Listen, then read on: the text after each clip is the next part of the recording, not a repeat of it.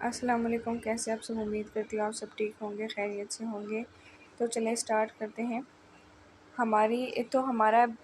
ہمارا ابھی تو فرض بنتا ہے کہ ہم بھی اپنی بہن کے ساتھ دیں۔ چلو آؤ۔ نازلی نے دعا کا ہاتھ تھاما اور اسے حوریہ کے کمرے کی طرف لے گئی۔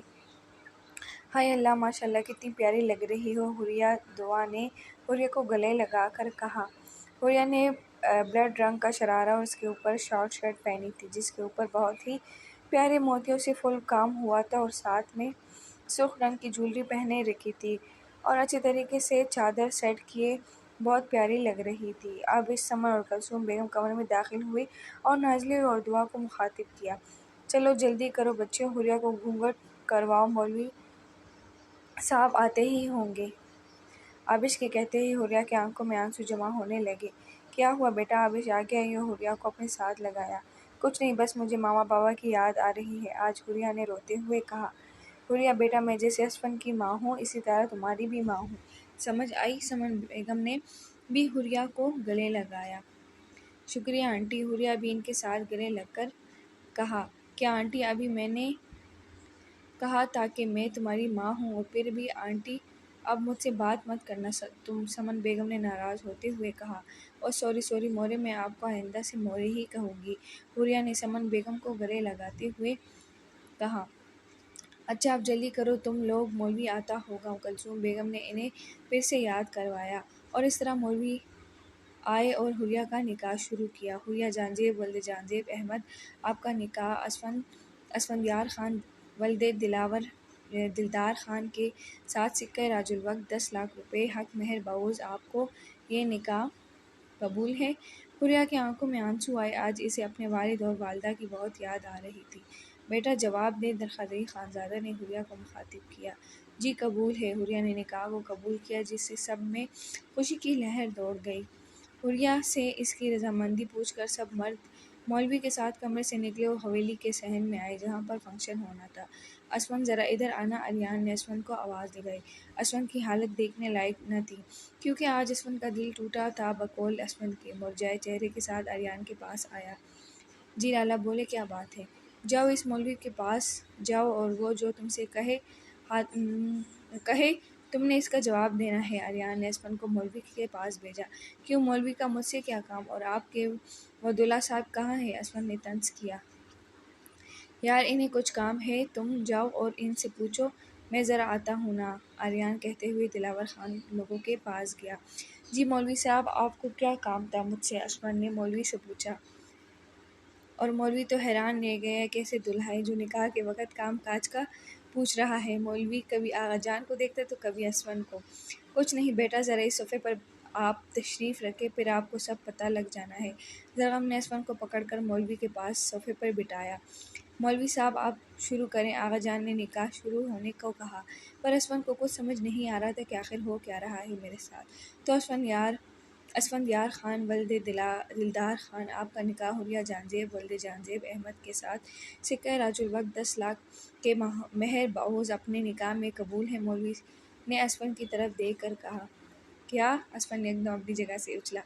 اسفند کیا کر رہے ہو؟ جو مولوی صاحب پوچھ رہے ہیں اس کا جواب دو، آغا جان نے اسفند کو باز رہنے کا کہا۔ ہاں کیوں نہیں، قبول ہے قبول ہے قبول ہے قبول ہے، اسفند نے پرجوش ہوتے ہوئے کہا۔ اسفند صرف 3 مرتبہ کہنا ہوتا ہے اور انسان بن کر بیٹھو اور پھر اس کے بعد کہو، اریان نے اس کی فضول سی حرکت کو دیکھ کر کہا کہ پتہ نہیں کون سی لاٹری نکل گئی ہے اس کی۔ اور سوری صحیح اتنی ہے، اسفند نے اپنے دانت دکھا کے کہا۔ جی قبول ہے قبول ہے قبول ہے۔ اور اس طرح کہتے نکاح مکمل ہو گیا۔ تو اس خوشی میں اسفند کے دوستوں نے خوب فائرنگ کی اور بہت ساری خوشیاں منائیں اور پردے میں ہی اسفند کے نکاح کے فنکشن کا انتظام کیا تھا۔ تو حوریہ کو اسفند کے پاس لایا گیا۔ اسفند اٹھا اور حوریہ کو سہارا دیا اور اسے صوفے پر بٹھایا۔ اسفند کا تو خوشی سے برا حال تھا اور اس کے چہرے سے بھی خوشی صاف جھلک رہی تھی۔ اوئے بلڈوزر، اٹھو میرے چادر سے، میرے بال کھینچ رہے ہو، حوریہ نے اسفند کو پڑے ہونے کا کہا۔ کیا بلڈوزر؟ شرم نہیں آتی تمہیں اپنے سر کے سائے کو بلڈوزر کہتے ہوئے اسفن تو صدمے میں چلا گیا کہ اپنے شوہر کو اس نام سے پکارے گی۔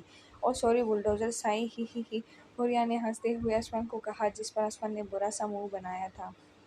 اب ساری لڑکیاں ناچ رہی تھیں تو حوریہ اور اسفن کا بس نہیں چل رہا تھا کہ وہ بھی ان کے ساتھ ناچے، پر ہائے رے، اب تو وہ دولہا دلہن تھے۔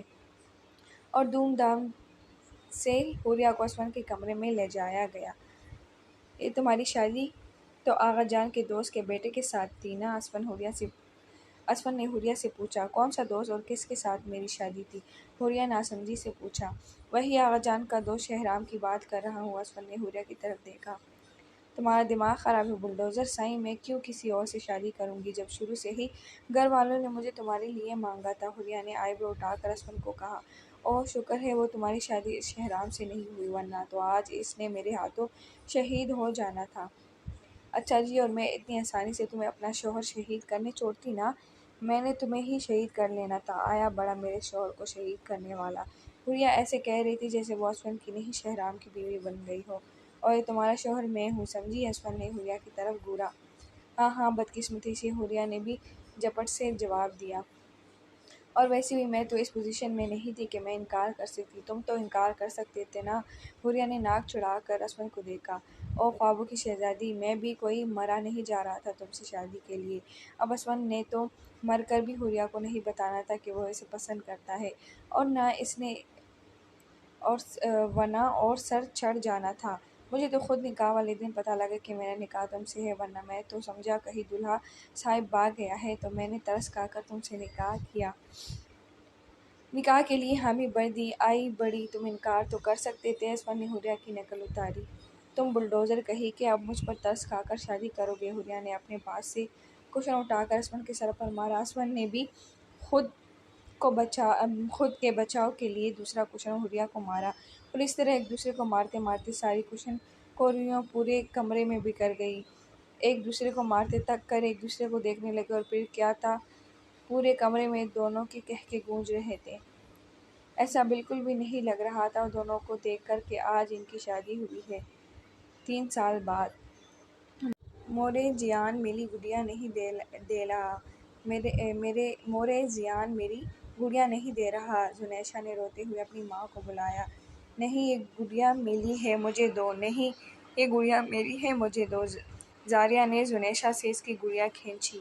یہ کیا کر رہے ہیں آپ دونوں؟ نازلی دونوں کے پاس آئی اور پوچھنے لگی۔ مورے یہ میری گڑیا ہے، یہ نہیں دے رہی۔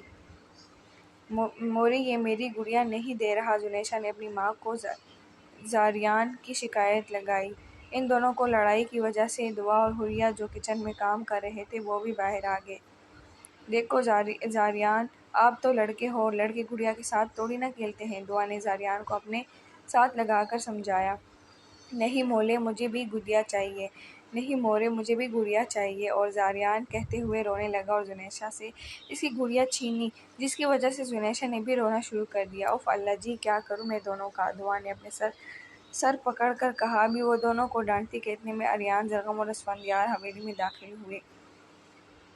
بابا، زنیشا نے جیسے ہی زرغم کو دیکھا اس کی طرف دوڑ لگائی۔ کیا ہوا میری شہزادی کو؟ ایسے کیوں رو رہا ہے میری گڑیا؟ بابا جان، زاریان نے میری گڑیا لے لی اور مجھے ڈانٹا بھی۔ بابا جان، ریان نے میری گڑیا لے لی اور مجھے ڈانٹا بھی۔ زنیشا نے ریان کی شکایت لگائی اور توڑا خود سے بھی جوڑا۔ جھوٹ بول رہی ہے تایا جان، میں نے اسے نہیں ڈانٹا۔ ریان اپنے باپ اریان کی جھولی میں جا کے بیٹھا اور زنیشا کی بات پر اسے حیرت سے دیکھا۔ اچھا کوئی بات نہیں، ایسے لڑتے نہیں ہیں، ٹھیک ہے؟ اب جاؤ گڑیا اور اپنے لالا کے ساتھ ہینڈ شیک کرو۔ زرغم نے زنیشا کو نیچے زمین پر کھڑا کیا اور ریان کے پاس دوستی کرنے کے لیے بھیجا۔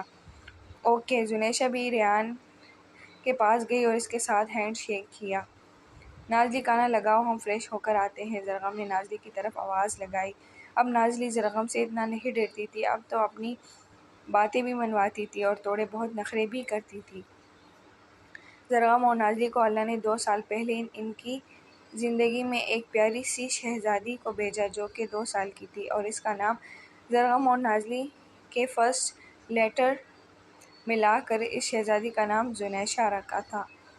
اریان اور دعا کی زندگی میں بھی اللہ نے 2 سال پہلے خوبصورت سے شہزادے کو بھیجا جو کہ وہ بھی زنیشہ کا ہم عمر ہی تھا اور اس کا نام اریان نے اپنے نام کے ساتھ ریان رکھا تھا۔ بہرام اور میرب کی زندگی میں بھی 1 سال پہلے خوبصورت سی بیبی بوائے کو بھیجا جس کا نام انہوں نے باران خان زادہ رکھا۔ ابھی تک اسپن اور حوریہ کی زندگی میں یہ خوشی نہیں آئی تھی، پر وہ نازلی اور دعا کے بچوں کے ساتھ بہت پیار کرتے تھے اور دونوں بچے اسپن اور حوریہ کو چھوٹے بابا اور چھوٹی امی کہہ کر پکارتے تھے۔ ان سب کی زندگی ان کے بچوں کے آنے کی وجہ سے بہت بدل گئی تھی اور اب حویلی میں بھی ہر وقت بچوں کی وجہ سے رونق لگی ہوئی تھی۔ اگر کچھ بدلا تھا تو وہ تھا 1 سال پہلے آغا جان کا اس دنیا سے جانا، جس کی وجہ سے سب ان کے پیچھے بہت خفا تھے، پر وقت ہر زخم پر مرہم رکھ دیتا ہے اور اس طرح ان کا غم تھوڑا کم ہوا۔ دلاور خان، دلدار خان اور درخزئی خانزادہ اپنی بیویوں کے ساتھ عمرہ کی سعادت حاصل کرنے گئے تھے اور 3 دن کے بعد ان کی فلائٹ تھی پاکستان کی، جس کی تیاریاں تینوں لڑکیاں جوش و خروش کے ساتھ کر رہی تھیں اور اسی طرح سب اپنی اپنی زندگیوں میں بہت خوش رہنے لگے۔